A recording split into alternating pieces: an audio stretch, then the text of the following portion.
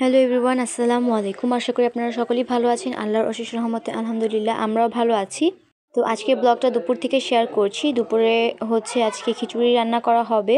তো এখানে খিচুড়ি রান্নার জন্য কড়াইতে তেল দিয়ে পর পেঁয়াজ ভাজতে দেওয়া হয়েছে, আর এদিকে খিচুড়ির চাল ডাল সব কিছু ধুয়ে আনা হয়েছে, আর মাংসও ছিল।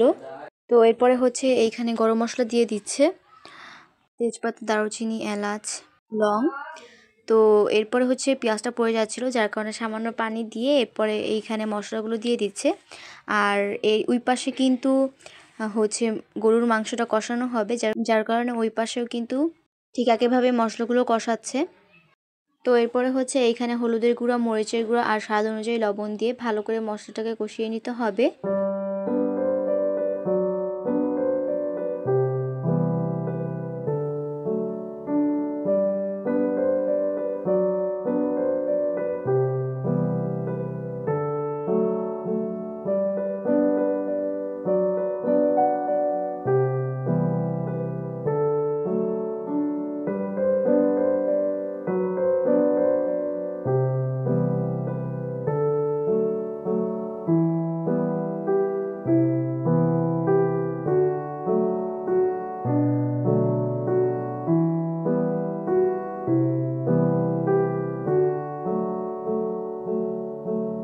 তো ওইদিকে মশলাটা কষানো হয়ে গিয়েছে। তো এরপরে গরুর মাংসগুলো দিয়ে দেওয়া হচ্ছিল। আসলে ধোয়ার কারণে কিছুই বোঝা যাচ্ছিল না ক্লিয়ারলি। তো এরপরে ভালো করে মশলার সাথে মিশিয়ে নিচ্ছিল, আর এদিকে কিন্তু চালটাও দিয়ে দিয়েছে। তো চালটাকেও ভালো করে মশলার সাথে মিশিয়ে নিচ্ছিল।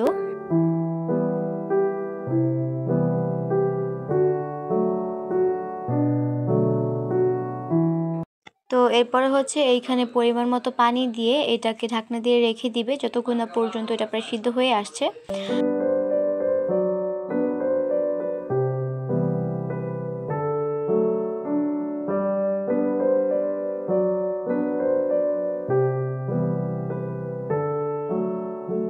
আর আমি এদিকে দেখলাম একজন ভদ্রলোক অনেকগুলো কাঁথা নিয়ে এসেছে কাঁথা বিক্রি করতে। তো এখানে অনেক মানুষ ভিড় করেছিল। এখান থেকে আমার আন্টি আর আম্মু 3টা কাঁথা কিনেছে। কাঁথাগুলোর অনেক সুন্দর ছিল, প্রত্যেকটা ডিজাইনই কিন্তু অনেক অনেক সুন্দর ছিল। মনে হচ্ছিল সব কাঁথাই নিয়ে যাই। আর সে খুব সুন্দরভাবে কাঁথাগুলোর কোয়ালিটি বর্ণনা করছিল। আসলে কিন্তু কাঁথাগুলো সুন্দর ছিল।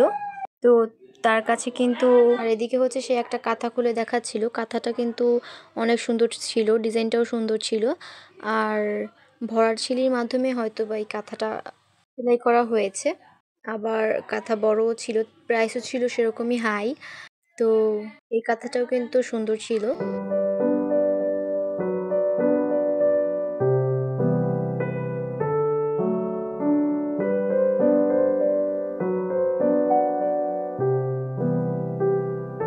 তো আমরা এই 3টা কাঁথাই নেই, আর 3টা ডিজাইনই প্রায় সেম ছিল মেবি।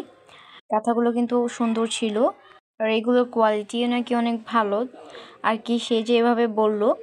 তো এদিকে মাংসটা কিন্তু প্রায় কষানো হয়ে গিয়েছে, আর খিচুড়িটা নামিয়ে রাখা হয়েছে, কারণ চালটা ফুটে গিয়েছে, এখনও মাংসটা সিদ্ধ হয়নি, যার কারণে এটা নামিয়ে একপাশে ঢেকে রেখে দেওয়া হয়েছে।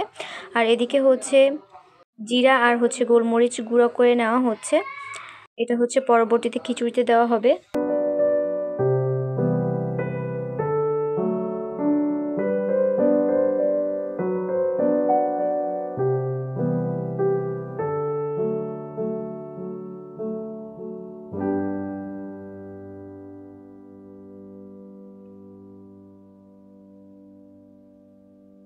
তো এই তো খিচুড়িটা কিন্তু এরকম হয়েছে, আর ওইদিকে মাংসটাও কিন্তু রান্না শেষ। এখন মাংসটা খিচুড়ির মধ্যে দিয়ে এরপর নাড়াচাড়া দিয়ে ঢেকে রেখে দেওয়া হবে। আর অবশ্যই কিন্তু ধনিয়া আর জিরা আর গোলমরিচের গুঁড়া দিয়েছিল এখানে। তো এরপর এটাকে ভালো করে মিশিয়ে একপাশে রেখে দিচ্ছে।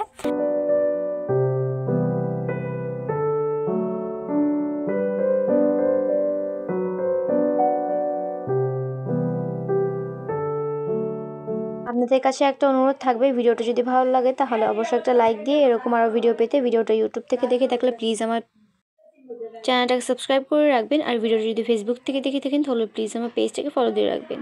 আর এদিকে হচ্ছে খিচুড়ির সাথে খাওয়ার জন্য সালাদ কাটছিল আন্টি, শসা, লেবু, মরিচ, তো একদম কুচি কুচি করে কেটে এরপর তেঁতুল দিয়ে মাখিয়ে হচ্ছে সালাদটা তৈরি করা হবে। তো আজকে দুপুরে কিন্তু খিচুড়ি ছিল, আমরা এটা দিয়ে লাঞ্চ করি।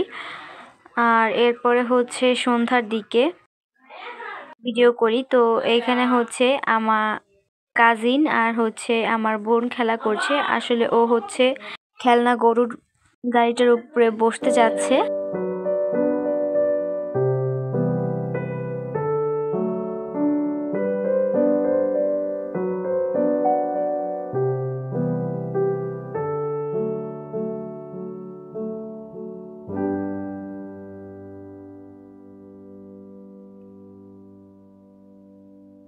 হচ্ছে খেলা করছে। আর ওইদিকে হচ্ছে নানু ভাপা পিঠা তৈরি করবে, যার কারণে হচ্ছে গুঁড়ি নিয়েছে, চালের গুঁড়ো। তো এরপরে হচ্ছে পানি দিয়ে এটাকে স্বাদ অনুযায়ী লবণ দিয়ে এরপরে হচ্ছে মেখে নিয়েছিল গুঁড়ি।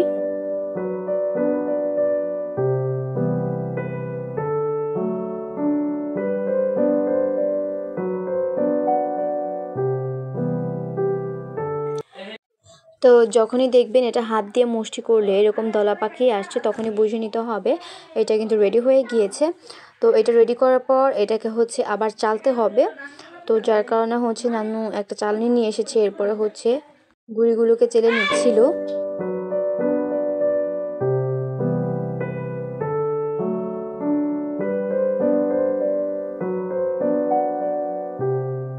এরপরে হচ্ছে ভাপা পিঠাগুলো তৈরি করা হবে। তো এই কারণে হচ্ছে ছোট একটা বাটির মধ্যে গুঁড়ি দিয়ে এরপরে হচ্ছে উপরে মিঠাই আর নারকেল কুড়ানো দিয়ে উপর দিয়ে আরও একটু গুঁড়ি দিয়ে হচ্ছে পিঠাগুলো তৈরি করছিল। ওইদিকে কিন্তু একটা হাঁড়িতে পানি গরম দেওয়া হয়েছে ভাপা পিঠাগুলো ভাপে দেওয়ার জন্য, আর কি স্টিম করার জন্য। রাইস কুকার কিংবা ভাপা পিঠা তৈরির জন্য কিন্তু আলাদা হাঁড়ি বা পাতিল পাওয়া যায়। তো এদিকে কিন্তু একটা হয়ে গিয়েছে, এটাকে নামিয়ে হচ্ছে আরেকটা দেওয়া হচ্ছে। আর এই প্রসেসেই কিন্তু সবগুলো ভাপা পিঠা তৈরি করা হয়েছিল। তো এই হচ্ছে ভাপা পিঠাগুলো, অনেক মজা ছিল কিন্তু ভাপা পিঠা। গরম গরম কিন্তু শীতের মধ্যে ভালো লাগে খেতে। তো আজকের ব্লগটা এখানেই শেষ করছি, দেখা হবে নেক্সট কোনো ব্লগে। ততক্ষণ সবাই ভালো থাকবেন, আল্লাহ হাফেজ।